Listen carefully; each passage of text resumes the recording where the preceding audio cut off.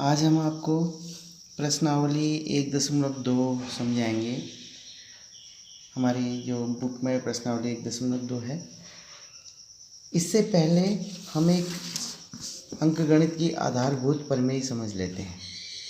अंकगणित की आधारभूत प्रमेय कहती है प्रत्येक भाज्य संख्या को अभाज्य संख्याओं के गुणनफल के रूप में व्यक्त किया जा सकता है तथा गुणनखंडों के क्रम के बिना यह गुणनखंड अद्वितीय होता है। मतलब ये इसका है कि किसी भी भाज्य संख्या को आप अभाज्य संख्या के रूप में व्यक्त कर सकते हो। जैसे हम ले उदाहरण 35 बराबर आप अभाज्य गुणनखंड करोगे तो इसमें 5 से भाग जा रहा है, 5 सत्ते 35, 5 गुणा 7। तो आप 5 गुणा 7 लिखो या 7 गुणा 5 लिखो, तो इसमें इसके मान में कोई परिवर्तन नहीं आएगा। तो ये है अंकगणित की आधारभूत प्रमेय। इसी के आधार पर हम एक्सरसाइज करेंगे। अब पहला प्रश्न जो था वो पहला प्रश्न है, निम्नलिखित संख्याओं को अभाज्य गुणनखंडों के गुणनफल के रूप में व्यक्त कीजिए। पहला है 140 के अभाज्य गुणनखंड करते हैं। 140 के अभाज्य गुणनखंड करने के लिए हम क्या करते हैं, 140 में पहले 2 का भाग देते हैं, 70 बार चले गया, 2 का भाग देते हैं, 35 बार चले गया, फिर 5 का भाग जाता है 7 बार, फिर 7 का भाग जाता है 1 बार। तो 140 बराबर हो गया 2 गुणा 5 गुणा 7, अर्थात हम इसको लिख सकते हैं 2 की घात 2 गुणा 5 की घात 1 गुणा 7 की घात 1। ये अपनी पाँचवां भाग है, इसका पाँचवां भाग है 7429। 7429 को भी देखते हैं, ये बोर्ड परीक्षा में कई बार आ रखा है। 7429 इसमें ना तो 2 का भाग जाता है, ना 3 का भाग जाता है, ना 5 का जाता है, इसमें सीधे 17 का भाग जाता है। 17 का भाग जाता है 7 चक्को 68, ये 437 बार जाता है। फिर उसके बाद 19 का भाग जाता है, 19 दूनी 38, 19 तियाँ 23।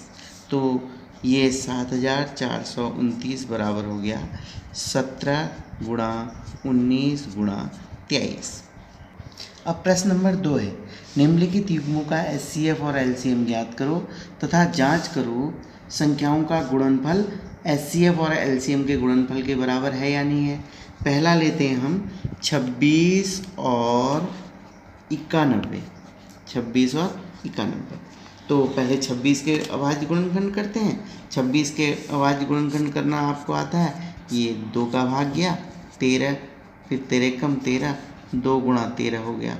फिर उसके बाद 91 का करते हैं हम, 91 के अभाज्य गुणनखंड कर लेंगे। ये इसमें जाता है 7 का और 13 का, ये हो गया 7 गुणा 13। अब हम निकालते एचसीएफ, एचसीएफ और एलसीएम। एचसीएफ कौन सा होता है, जो दोनों में कॉमन होता है, जो दोनों में कॉमन होता है उसको एचसीएफ कहते हैं। और जो कॉमन होता है और जो बच गया वो सब उनको गुणा करके एलसीएम आता है। तो ये हो गया 13 गुणा 7 दूना 14, तो ये हो गया 182। एलसीएम हो गया 182, एचसीएफ हो गया 13। अब इन दोनों को गुणा कर देते हैं, एचसीएफ गुणा एलसीएम, ये हो गया 13 गुणा 182 करेंगे, ये गुणा करके आता है 2366। अब संख्याओं का गुणनफल करते हैं। संख्याओं का गुणनफल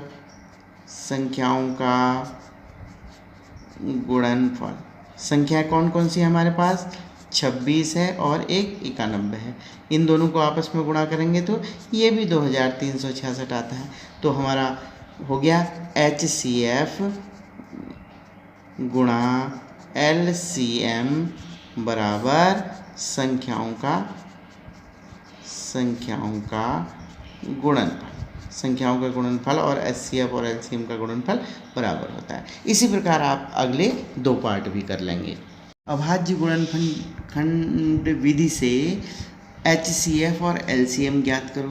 पहला है आपका 12, 15 और 21, 12, 15 और 21। 12 के अभाज्य गुणनखंड करते हैं। 12 के अभाज्य गुणनखंड हो गए 2 दूना 4 तिया 12। फिर 15 के हो गए, ये सीधे 3 से भाग जाता है, 3 गुणा 5। और फिर 21 के हो गए, ये हो गया 3 गुणा 7। अब हम पहले निकालते हैं HCF। HCF मीन्स जो तीनों में होगा। एक तीनों में क्या है, तीनों में है आपका 3 है, 3 के अलावा और कोई संख्या नहीं है। HCF हो गया 3। अब LCM क्या हुआ, LCM हुआ जो एक तीनों में है, 3 तो तीनों में हो गया। और क्या बचा, 1 2 बचा, और फिर क्या बचा, ये दूसरा 2 बचा, और 5 बचा, फिर 7 बचा। ये हो गया आपका 2 दूनी 4 तिया 12, 12 और 5 60, 60 और 6 सत्ते 42, 420। तो HCF हो गया 3 और LCM हो गया 420। इसी प्रकार इसके दोनों पार्ट आप खुद करेंगे। चौथा दिया है HCF ऑफ 306 और 657 का HCF दिया है 9, और आपको LCM फाइंड करना है।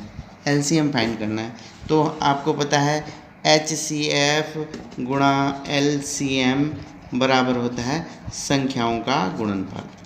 संख्याओं का गुणनफल, संख्याओं को गुणा कर देते हैं तो HCF और LCM का गुणनफल होता है। HCF है 9, LCM को आपको निकालना है, इसको ऐसे ही रख दो। संख्याओं का गुणनफल हो गया 306 गुणा 657। अब LCM यहाँ गुणा में है तो उधर भाग में चले जाएगा। LCM इक्वल टू हो जाएगा 306 गुणा 657 बटे 9। 9 का भाग चले जाता है इसमें, 9 सत्ते 63, 9 तिया 27। ये हो गया 306 गुणा 73। 306 और 73 को गुणा करके आता है 22,338।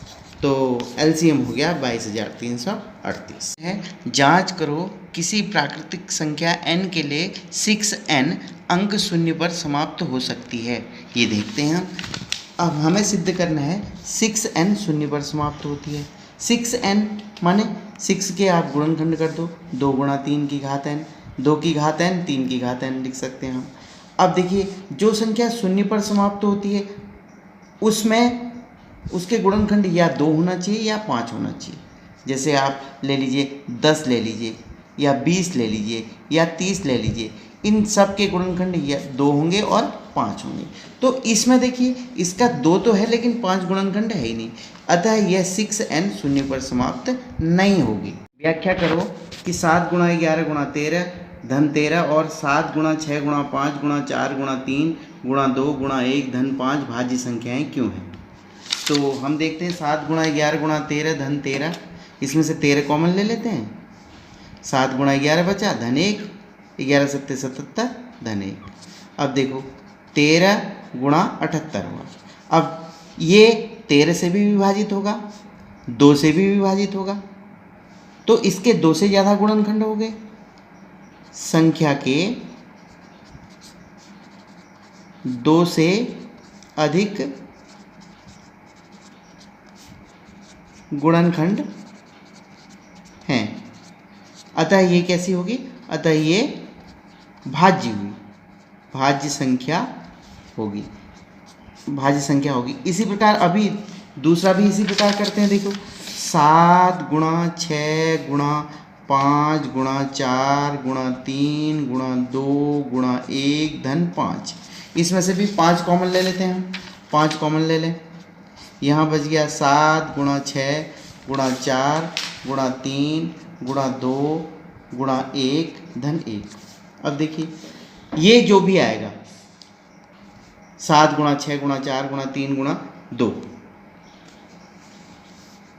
ये आता है 5 गुणा, ये 7 6 42 को ये गुणा करके आता है और फिर उसमें 1 जोड़ के आता है 10,009, या 10,009। अब देखो इसमें 5 का भी भाग गया और इसका भी भाग गया, तो 1 से अधिक गुणन, 2 से अधिक गुणनखंड हो गए, 2 से अधिक गुणनखंड, 2 से अधिक गुणनखंड होने पर क्या होती है, भाज्य संख्या होती है। अतः ये क्या है, यह भाज्य है, यह भाज्य संख्या है। भाज्य संख्या की परिभाषा आप जानते हो, जिसके 2 से ज़्यादा गुणनखंड होते हैं वो भाज्य संख्या होती है।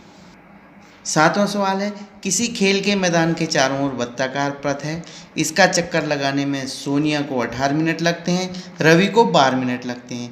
यदि वे दोनों एक साथ एक ही स्थान से चलना प्रारंभ करें तो एक ही दिशा में कितने समय बाद पुनः एक स्थान पर मिलेंगे, वो प्रारंभिक स्थान पर। तो हम इस सवाल में क्या करते हैं, 18 और 12 का लौसा निकाल देते हैं। 18 और 12 का लौसा निकाल देंगे।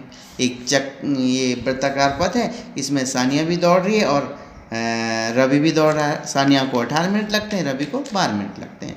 तो 18 का हम अभाज्य गुणनखंड करेंगे, 2 तियाँ 6 तियाँ 18, 12 के 2 दूना 4 तियाँ 12। एलसीएम हो गया, जो दोनों में आया है, कॉमन है, वो 3 और 2 और बच गया 3 और 2, 3 दूना 6 तियाँ 18 दूनी 36। अर्थात वो रवि और सोनिया 36 मिनट बाद प्रारंभिक स्थान पर मिलेंगे।